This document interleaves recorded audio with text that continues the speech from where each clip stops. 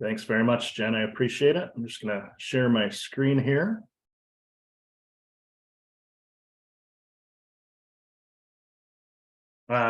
My name is Jeff DuBrava. I'm from the Alliance for Manufacturing and Technology, also known as AMT.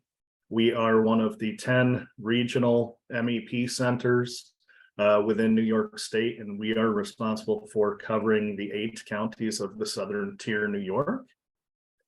Also on the call, I do want to let everybody know that Annette Renner from one of our sister MEP centers in the Rochester, who also covers the northern region of the Finger Lakes, is on the call. And she and her team also facilitate and administer this grant on behalf of NYSEG and National Grid. So I just wanted to take the opportunity to introduce this grant to everybody today. And basically, NYSEG and National Grid have partnered with the MEP network across New York State for a grant that's designed to help manufacturers really in any way possible to help them plan, perform, profit, and grow. This grant program, facilitated by NYSEG and National Grid, is known as the Manufacturing Accelerator Program, and it's a reimbursement-based grant that provides funds to those that qualify for the grant. So quickly, I just want to get into and give a good introduction today to what this grant is about. So there's 3 types of projects that fall into this grant: productivity improvements, growth, and productivity improvements and growth combined. Productivity type projects are Lean Six Sigma manufacturing or manufacturing assistant projects that result in the elimination of waste on your shop floor or your back office environment. It's really any type of project that helps to increase productivity in your environment. Eligible projects for the productivity-based improvements receive a 40% reimbursement of total project costs up to $15,000. The second type of project is growth. These are activities that result in greater utilization of capacity, includes projects like sales and marketing, which I know John Beckman's going to be talking about shortly, any type of new product development projects. So anything that is going to help your company grow. These types of projects are eligible to receive a 50% reimbursement of total project costs up to $15,000. And the third and final type of project is where we have both productivity improvements and growth combined.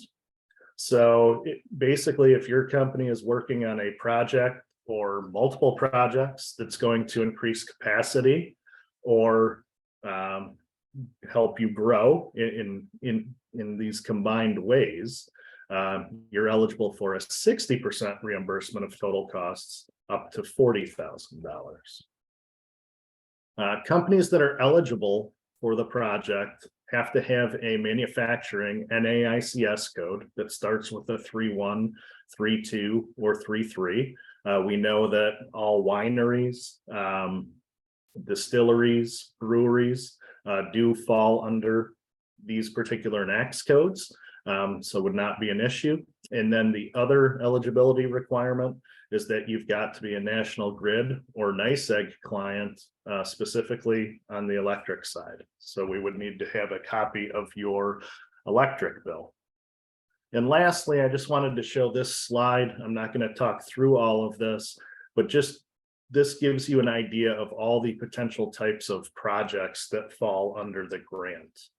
So management, marketing, finance, IT, engineering, quality systems. And this is not a complete list. This is just to give you an idea of how diverse the grant is. And the last thing that I want to say is that the grant will not cover the purchase of any equipment or software. It is a knowledge-based specific grant, but will cover pretty much any type of consulting services, professional services, engineering services, and things of that nature. So I know I went through this rather quickly. I know we have time at the end for some questions, so please feel free to ask away if you do have a question. And again, I did introduce Annette Brenner from NextCore, who's also on the call. She is an absolutely a great resource for folks to reach out to as well. So with that being said, I'm going to turn everything over to John, and thank you very much for giving me the opportunity to present today. Jeff, before we get started, I just want to let folks know that we will be sending out these presentations along with a follow-up. So you'll have all this information right in front of you. And I think it's important to also just cover this question that came in. I know John answered it. The question was, does all of what's covered today apply to cider as well, or only grape wine? It applies to cider as well. So really any craft beverage? Yes, ma'am. Yep, correct. Okay, great. Thank you, Jeff and Annette, for participating with us. Without you guys, we couldn't make this happen. So we really appreciate your assistance. And thank you, New York Wine Grape Foundation, for giving us the time and opportunity to share this today. Everybody likes to get some of their electric bill back, for sure. I'm John Beckman. I'm the Business Development Director at Works Design Group. From our team, we have Chris Burton, our Art Director, Kristen Miley, our Account Director, and Eric Norton, our Director of Operations. Works Design Group has been in business for 29 years. Our headquarters in Philadelphia, New Jersey, services Campbell's, Hershey's, Lactalis Dairy Group on a regular basis. And our firm here in Hammondsport has been supporting a lot of Finger Lakes breweries, wineries, distilleries, and manufacturing companies for the last 4 or 5 years. So we appreciate your time, and we'll jump right into it. Next slide. Kristen? So as John had said, we are a full service graphic design agency. So what we're going to do is go over specifically projects that we've handled under this grant, but just wanted to give you a little overview about Works Design Group as a whole. So our bread and butter is brand identity, package design, brand strategy, but that's not limited to all of our capabilities, which are listed below: photography, design, or print design, web design, environmental, comping, you name it, we've done it. So as we said, we're going to go over things that are of interest to you, which would be work that's covered under the grant. So we've divided that into 4 sections, and we'll give you some examples. And again, we are open to questions, but if we could divert those to the end, that would be great. So we're going to be going over some brand identity projects, packaging, sales support and activation, and then also digital. So we'll start with brand identity, and a lot of people think of this just as logo design, but we like to think of the logo design as kind of the foundation for the rest of your brand. So a lot of what we do is come up with kind of a system to create a look that personifies your brand, and we want to make sure that the logo and all those materials reflect what your brand is all about. So this is an example of a brewery in the Finger Lakes area, Lucky Hair Brewing. They had all the pieces there. They had an interesting look and feel, but their logo just had too many fonts going on, and it was hard to reproduce, hard to print small, hard to embroider on things. So this is an example where we evolved the logo to make it a little bit more user friendly. Same with Finger Lakes Distilling. Cleaned it up, made a little bit more focus on the lakes themselves. Hamburg Brewing, this one just launched, so we really simplified the logo and made the H more of a unifying element, and you'll see that later in some of their packaging. So a lot of brands we've worked with have been around for a long time, and Burkett Mills is one that was not really telling their story in a very compelling way. So we took their kind of 90s-esque logo and went back to their archives and brought some ideas that created a new logo, but with lots of classic elements. And this is how some of those logos, that foundation of the logo, can be spun into different applications and developed into a full brand.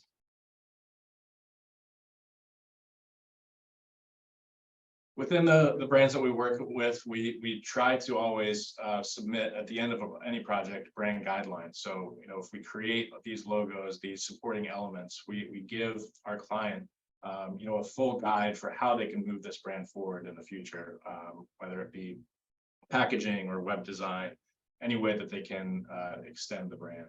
And those brand guidelines are tailored to the client. So not everyone will need, for example, photography, but you know, most clients will need font call outs and color call outs to make sure that everything is consistent. One for Sweet Farm we did, that moved California to the New York area. So they launched with a new brand here, and their website just went live a couple weeks ago. So as Kristen mentioned, packaging is a lot of what we work on here. We work with breweries, wineries, distilleries, work with new products.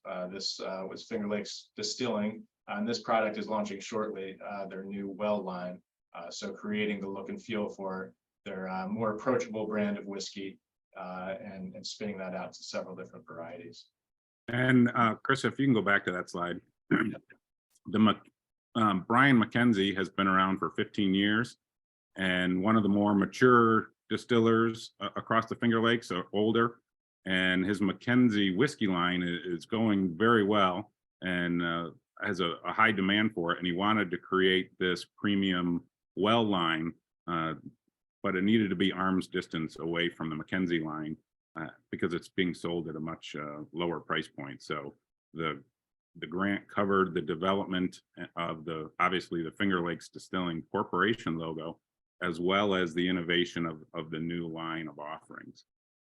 Next slide.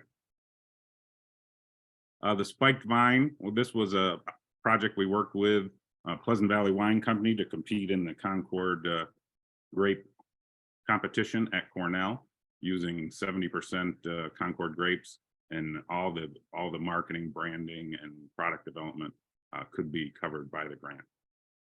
Next slide. Finger Lakes Famous Foods is on the east side of Cuca Lake, a premium offering at a higher end target market. Famous Foods is also brought to market a dry rub and a barbecue sauce, and the photography, the branding, the packaging, the exterior packaging, all elements that can be created using an NYSEG grant. The Ruby Red project was a opportunity to develop a new brand, offering to target it to a younger female demographic. So basically, the company was already making the wine and just rebranding the packaging to increase sales for and attract a newer, younger female demo. Next slide. Protos, as you saw earlier, was a startup out of Ithaca, and it's a chickpea-based product.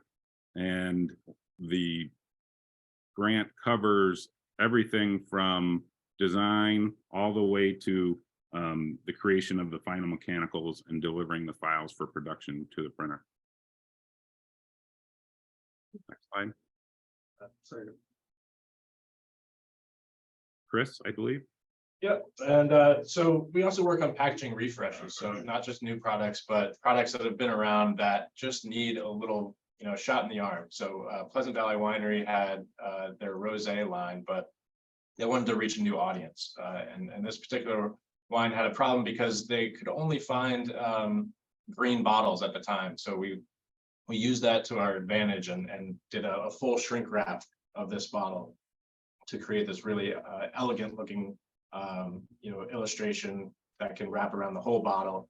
And it kind of elevated the brand, but also brought it to a younger audience, more millennial focused audience.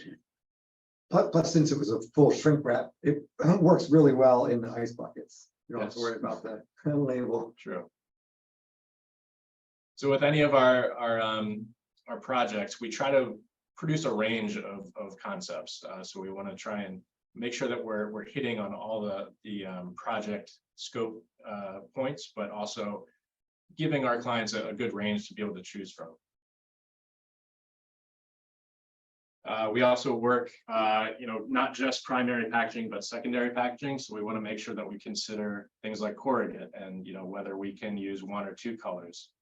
So we want to be able to make sure that the brand is recognizable within all these different touch points. So not just on shelf, but if your corrugate is stacked up, on an end cap or, within your own facility. On the opposite end of the spectrum, we work a lot with print techniques that really elevate. So if we have, the margins to be able to add foil stamping, embossing, things like that, that can really take a great product and move it to an even more premium space. Great Western, this brand has been around for a long time from Pleasant Valley Winery.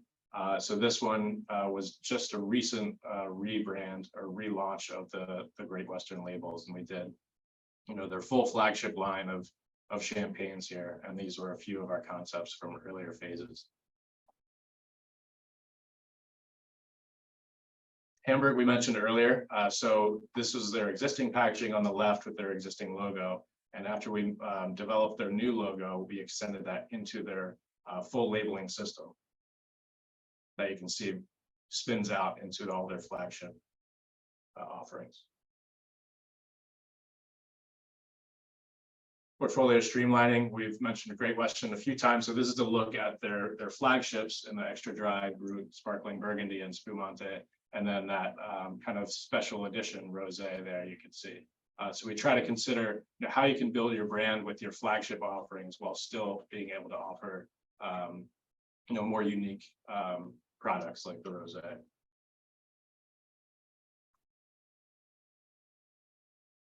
Burkett Mills we had looked at before in terms of revising and evolving the logo, but we also took a look at their packaging. Before they were just in a paperboard box, so we moved them towards this clear pouch design that was able to be resealed and kind of brought a very old stodgy brand into the future while keeping the elements that make them unique. We work with a lot of different substrates, so we need to consider, printing on plastic or printing on paper or any other sort of substrate. We want to make sure that we can achieve the same color scope and make sure that we're achieving color consistency for the brand.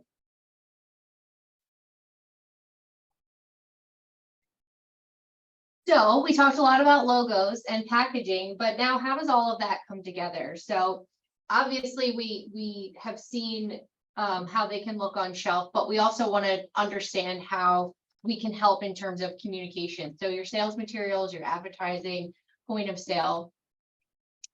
So you've seen Finger Lakes Distilling, and the reason why you're seeing things, a few more times is because we're trying to show how we have made a collection and how we've put all of these things together.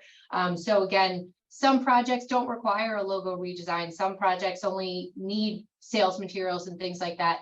A big key to our success and your success is consistency. So that's what we like to do here is we like to take a look at everything and how can we streamline everything so it makes it look like it's coming from the same place. So you'll see 2 examples as I just showed the sales sheet, and then this is also a brochure that will be left in a hotel or something of that nature to again build further brand awareness and consistency. The Curtis Museum was something that we, again, was going to start as, I think, a small project, but wound up being a complete overhaul where we redid the branding, all of the collateral materials, and also started a new newsletter. But again, if you look at all of these different mediums, you'll see the consistency in the colors and the fonts used. So you're further building that brand awareness. Advertising, anything from a billboard to a small ad or a large ad in a print publication, newspaper. Again, we want to build that consistency and making sure that your branding, your fonts, your colors, everything is the same. Then there are also points of communication within, liquor stores or in-store displays such as a shelf talker or posters or anything that you can give a liquor store or a distributor. And we love swag.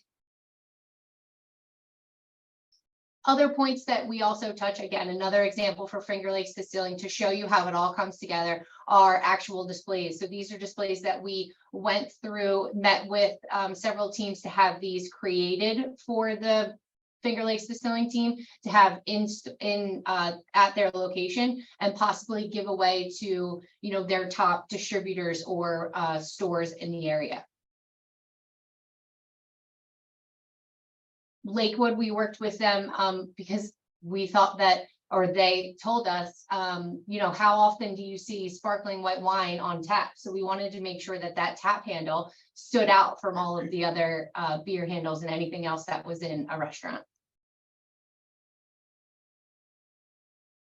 Pleasant Valley Winery, so they celebrated 160 years a few years back. So we did a few different campaigns, well, one campaign, I'm sorry, a few different iterations. So we had specific coupons, we had neck labels, we had ads that were running, we had a digital campaign where people could submit their moments or memories. So that kind of gets me right into the digital section. So the digital section obviously covers web design, social media. We're getting into a lot of e-commerce with our liquor partners. So Lucky Hair we've seen before. So starting from the logo and the packaging and all the supporting materials, we also moved them to new and revised website. We did the same for Protos. So really just trying to focus on a website that functions well on both desktop and mobile.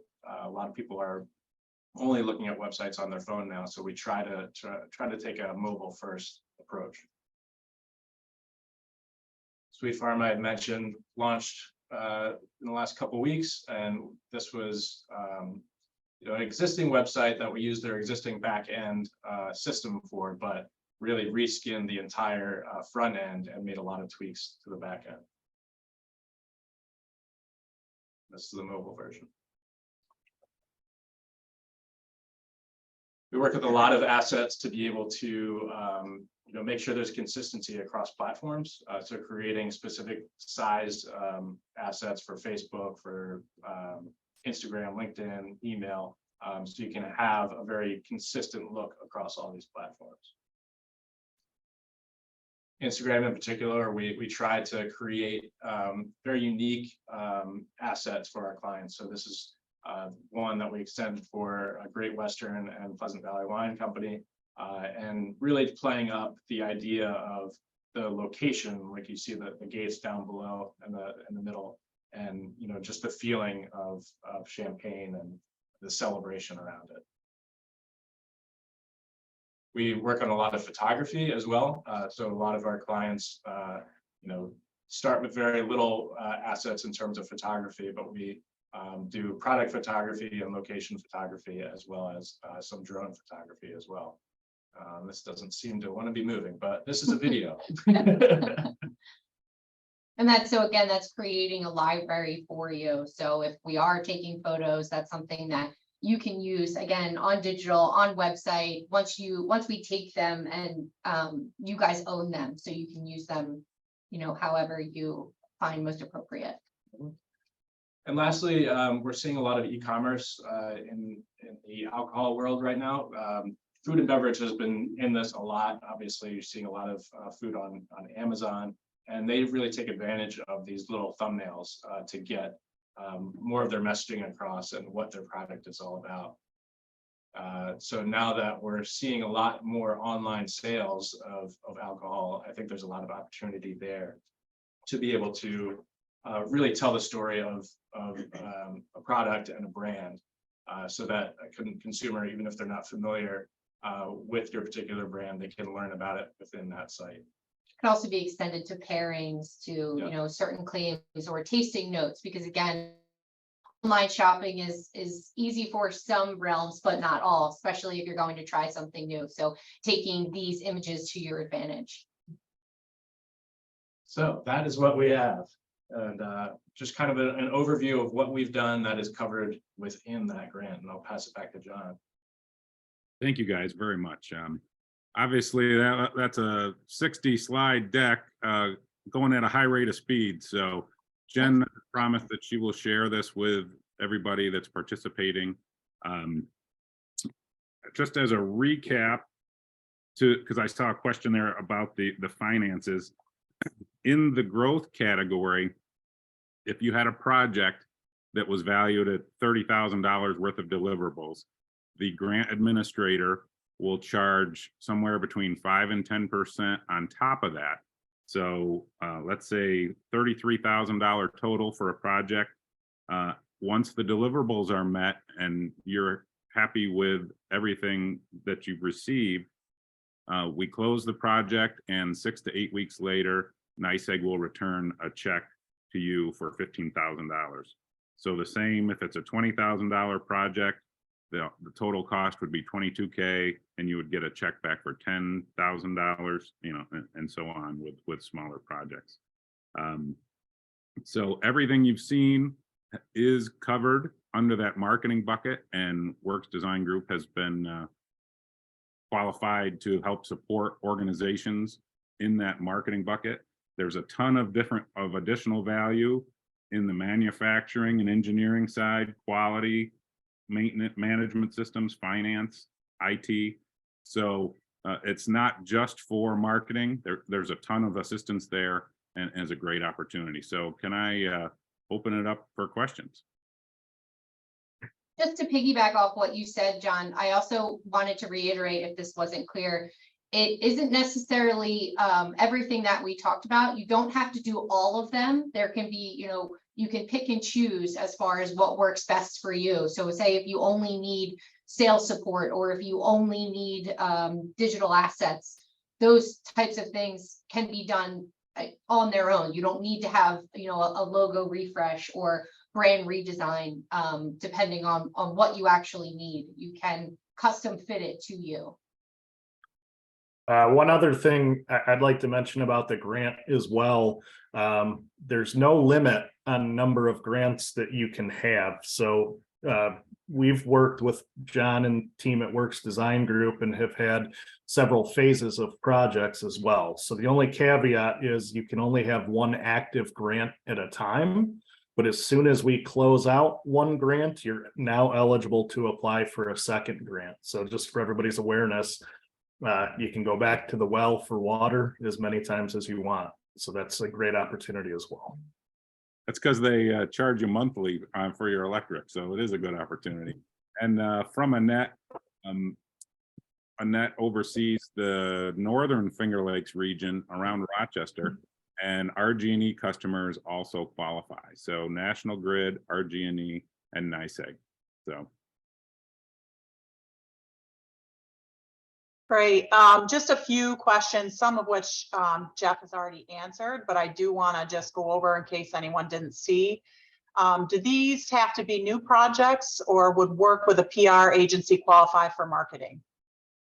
I'll jump in on that. A PR type project could definitely qualify. I mean, we'd have to work with you to understand the specific scope to make sure that it's a fit, but high level, yes, it would. From a project perspective, it's got to be a new project though. So we've got to submit an application for a new proposal for work on a project that has yet to be started. It can't be something that's mid-swing.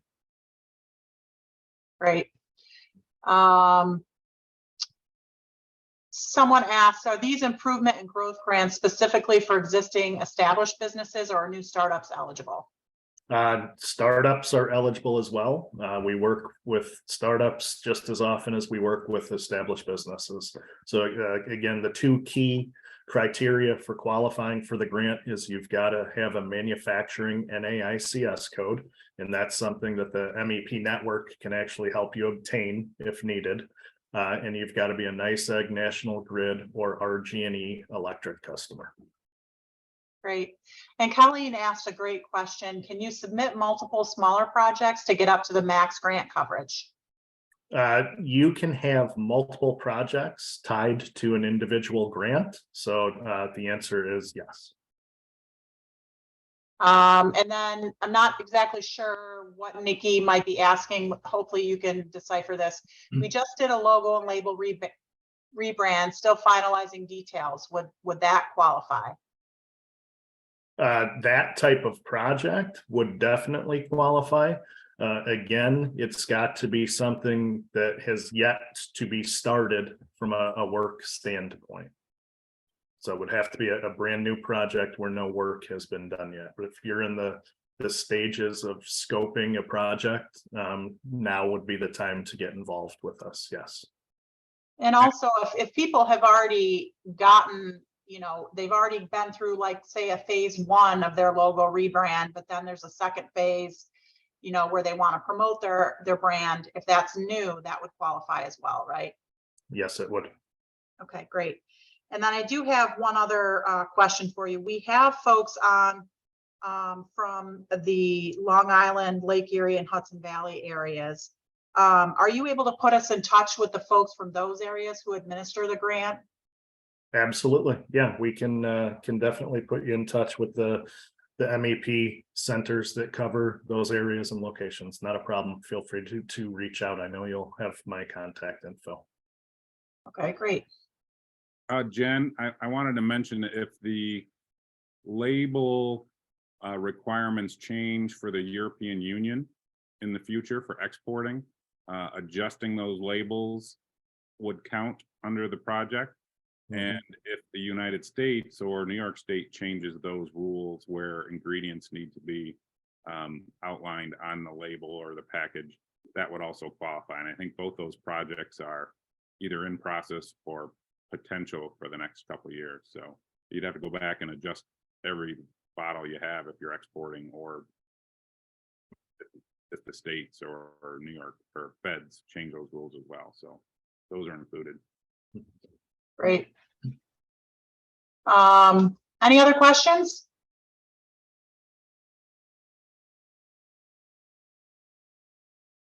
All right, well, this was fantastic. Oh, here we go. We got one more. Where do they get the applications?